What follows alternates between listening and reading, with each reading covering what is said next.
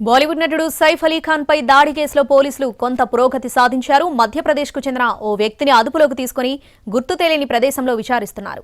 దాడి ఘటనకు కొన్ని రోజుల ముందు ఇతను సైఫ్ ఇంటిలో కార్పెంటింగ్ పనిచేసినట్లు తెలుస్తోంది. అతన్ని గుర్తు తెలియని ప్రదేశంలో ఉంచి విచారిస్తున్నారు. సీసీ కెమెరాల్లో ఉన్న అనుమానితుడికి పోలీసులు అదుపులోకి తీసుకున్న వ్యక్తికి దగ్గర పోలికలున్నట్లు తెలుస్తుంది. సైఫ్ పై దాడి చేసిన వ్యక్తిని పట్టుకునేందుకు 30కి పైగా బృందాలు పనిచేస్తున్నాయి.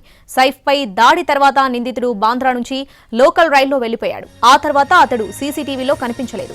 అయితే ఓ ఎలక్ట్రానిక్ షాపులో ఇయర్ ఫోన్స్ కొన్నట్లు పోలీసులు గుర్తించారు. గురువారం తెల్లవారుజామున సైఫ్ పై దాడి జరిగింది.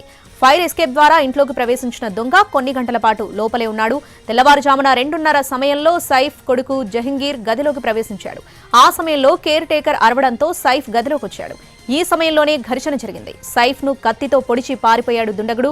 ₹1 కోటి ఇవ్వాలని సైఫ్ ను అతడు డిమాండ్ చేసినట్లు కుటుంబ సభ్యులు చెబుతున్నారు. అయితే నిందితుడు అదే గదిలో పక్కనే ఉన్న బంగారు ఆభరణాల జోలికి మాత్రం వెళ్లలేదని తెలుస్తోంది. అవి టేబుల్ పై ఉన్నా వాటిని తీసుకోలేదు. దీనిపై అనుమానాలు వ్యక్తమవుతున్నాయి. ప్రస్తుతం సైఫ్ ఆసుపత్రిలో కోలుకుంటున్నాడు. మరో 2 రోజుల్లో అతన్ని డిశ్చార్జ్ చేసే అవకాశాలున్నాయని వైద్యులు చెబుతున్నారు.